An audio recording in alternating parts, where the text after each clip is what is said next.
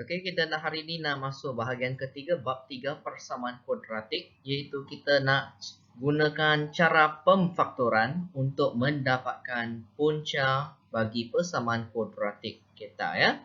Jadi tanpa melengahkan masa, kita terus kepada topik hari ini.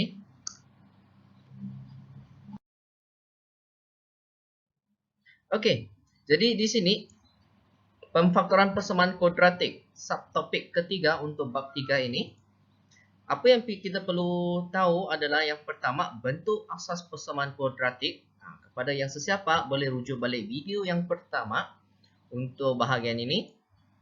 Kedua, boleh guna cara penentu untuk semak jumlah jawapan yang akan dapat. Ini juga cikgu sudah bincang pada video yang kedua. Okey. Dan juga mencari faktor yang kita akan fokus pada hari ini untuk mencarikan pemfaktoran persamaan kuadratik. Okey. Jadi, dua faktor yang kita mau fokus. Jadi, apa yang kita mau fokus sebenarnya? Jadi, kita tengok persamaan kita. Y sama dengan AX kuasa 2 tambah BX tambah C. Okey. Kita nak fokus sebenarnya pada faktor A dan juga faktor bagi C. Iaitu inilah. Nampak kan yang A dengan C ini? Kita mau fokus dua ni punya faktor. Okey. Dan termasuk juga nilai yang positif dan negatif. Okey. Bukan saja kita mau mereka punya faktor biasa, tetapi faktor negatif juga kita mahukan. Okay, jadi kita tengok contoh. Sebelum kita tengok contoh soalan, sila sediakan pen, pensel dan juga kertas untuk cuba jawab soalan yang cikgu akan kongsi selepas ini. Okey, dan sementara kamu mencari-cari itu, janganlah lupa untuk subscribe, like dan share video ini. Okey.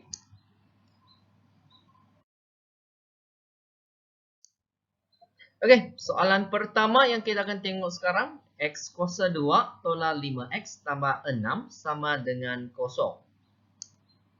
Okey, jadi pertama, sebab dia memang dalam bentuk Y sama dengan AX kuasa 2 tambah BX tambah C. Jadi kita terus semak punca mereka dengan B kuasa 2 tolak 4AC. Sebab ini akan menolong kita tahu kita ada dua punca yang berlainan ataupun dua punca yang sama ataupun mereka tiada punca yang nyata. Okey. Jadi selepas kita masukkan, kita dapati jawapan kita sentiasa positif.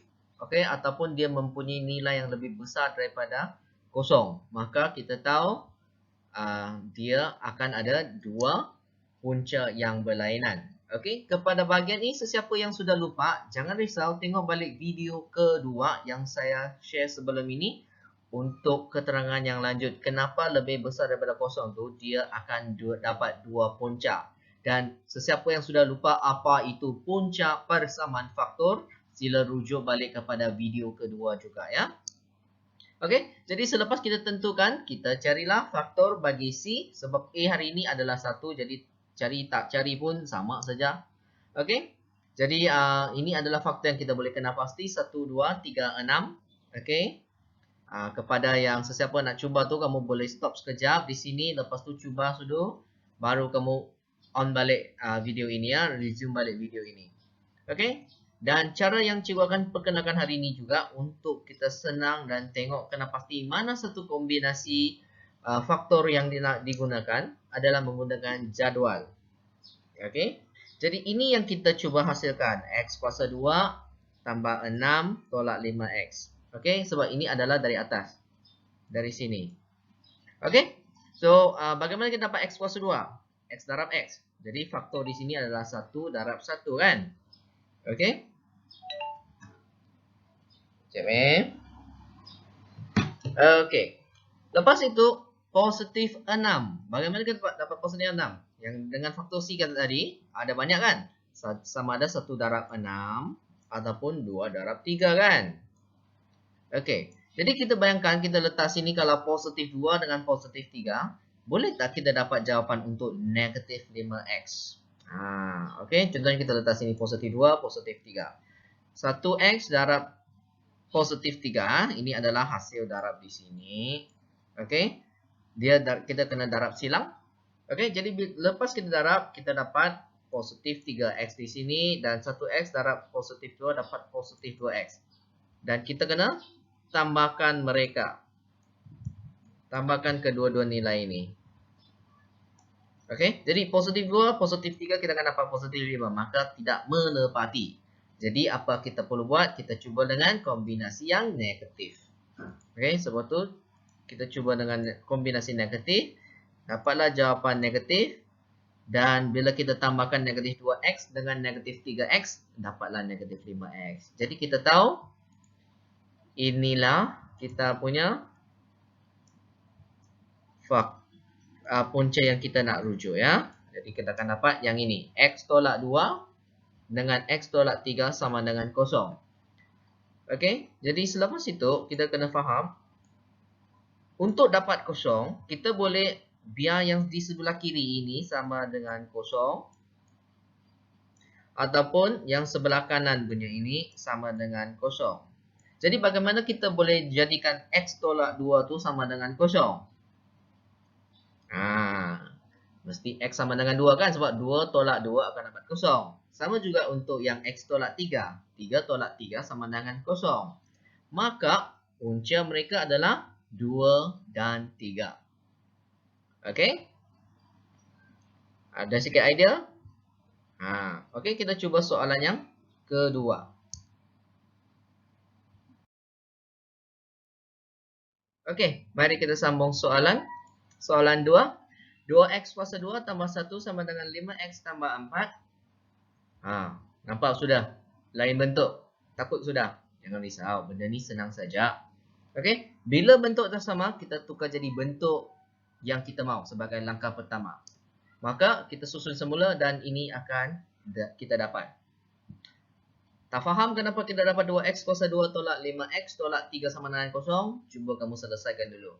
Apa yang kita perlu buat adalah sebenarnya pindahkan yang ini ke sebelah. Yang semua yang di sebelah kanan ni ke sebelah kiri. Sahaja. Okey. Dan lepas tu kumpulkan semua yang sama. Kamu akan dapat persamaan ini. Okey. Sudah dapat persamaan ni. Sudah nampak dia sama dengan bentuk contoh yang sebelum. Maka kamu bolehlah cuba tentukan berapa punca yang ada. Dengan B kuasa 2 tolak 4 AC. Okey. Dan pengiraan kita gantikan semua dalam tu. Kita akan dapat jawapan dia dalam bentuk positif. Maksudnya sama dengan situasi sebelum ini, kita akan ada dua punca yang berlainan. Okey, sudah ada idea. Kita dapat sudah benda ni, kuadratik ni ada dua punca berlainan, maka seterusnya kita mesti cari punca dia. Dan hari ini, sebab punca kita untuk A kita ada nilai. Dengan berbanding tadi adalah 1. Maka kita sekarang akan cari faktor bagi A dan C. Jadi kita kena faham mana satu kombinasi untuk dapatkan hasil 2x kuasa 2. Okey. Jadi di sini cikgu pilih x darab 2x. Okey, untuk negatif 3 sebab mesti satu negatif satu positif. Okey, baru dah boleh dapat hasil negatif. Jadi bolehlah mungkin sama ada dia adalah negatif 3 positif 1 ataupun positif 3 negatif 1. Okey, mana-mana satu kombinasi. Lepas kita campurkan mereka, letak sudah, baru kita darabkan mereka. Untuk dapat jawapan di sini. Okey. X darab positif 1 positif X. 2X darab negatif 3 dapat negatif X. Dan lepas itu kita tambahkan kedua-dua nilai ini. Okey. Dapat tak negatif 5? Kalau dapat, tanya inilah kombinasi yang kita cari-carikan. Okey. X tolak 3 dengan 2X tambah 1. Okey. Jadi ini kombinasi yang kita mahukan. Dan seperti yang kita bincang sebelum ini, sini mesti sama dengan 0 supaya kita boleh jadikan persamaan ini benar. Okey, ataupun yang sebelah kanan punya ini jadi 0 supaya persamaan kita benar. Okey, maka kita akan fikirkan bagaimana saya jadikan dia 0. Mesti 3 tolak 3 lah kan. Untuk yang ini pula, 1 tolak 1 sebetulnya dapat 0, tapi sini ada 2. Jadi 1 merupakan setengah daripada 2. Makanya nilai X ni adalah setengah. Jadi jawapan kita pun tahu sudah. Punca adalah setengah dan juga 3. Okey. Kalau rasa cepat sangat, kamu stop di mana kamu rasa patut stop, ataupun kamu undur balik ke ke depan sikit untuk tengok semula, lepas tu fikir dengan pensel, kamu lakarlah di kertas kamu, okey? Kalau tak faham juga apa yang berlaku tu, jangan lupa gunakan ruangan komen yang di bawah tu, komen dan cikgu akan jawab di sana masalah kamu, okey? Jangan kamu bazirkan ruangan tu ya. Bukan untuk kamu sana kacau orang, pergi cari awek ke. Okay?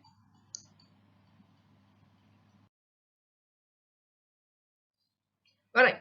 Kita tengok contoh ketiga. X kuasa 2 tambah 4 sama dengan 0. Okay?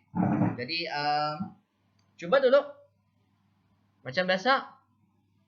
Okay? Kalau kamu rasa tak ada idea, kamu boleh, ataupun kamu nak cuba, kamu pause dulu, lepas tu kamu sambung balik dengan video ini.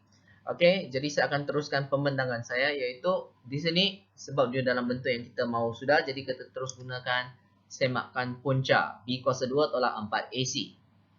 Dan dengan ini kita akan jumpa soalan ini sebenarnya dia akan dapat nilai kurang daripada kosong, iaitu dia tidak akan ada punca nyata.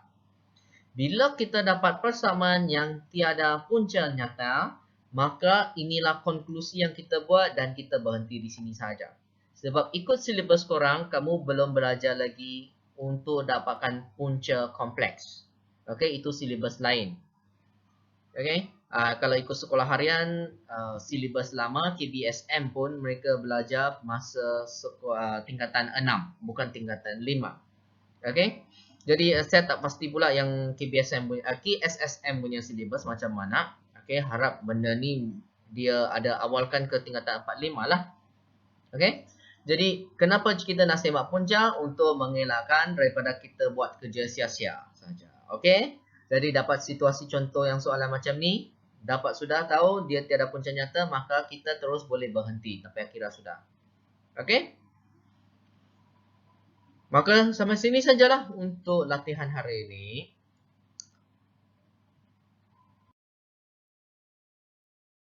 Okey. Jadi untuk latihan dan pertanyaan, untuk latihan seperti biasa kamu boleh dapat dari ruangan description di bawah. Okey. Jawab dan hantar saja, juga akan terus bagi kamu soalan jenis pilihan. Okey, jadi ABCD saja pilih salah satu jawapan yang betul. Okey. Lepas tu kalau kamu masa buat tu tak faham kenapa kamu dapat jawapan tu ataupun kamu jawab, lepas tu paparan jawapan tu salah, bilang kamu jawab salah, kamu boleh juga komen di ruangan komen. Jadi cikgu akan cuba balas dalam masa yang terdekat. Okey. Jadi jangan lupa kamu untuk subscribe, like dan share video cikgu hari ini. Dan kita akan jumpa lagi minggu depan dengan subtopik terakhir untuk topik ini, iaitu penyelesaian masalah melibatkan persamaan kuadratik. Kita jumpa nanti minggu depan. Bye-bye.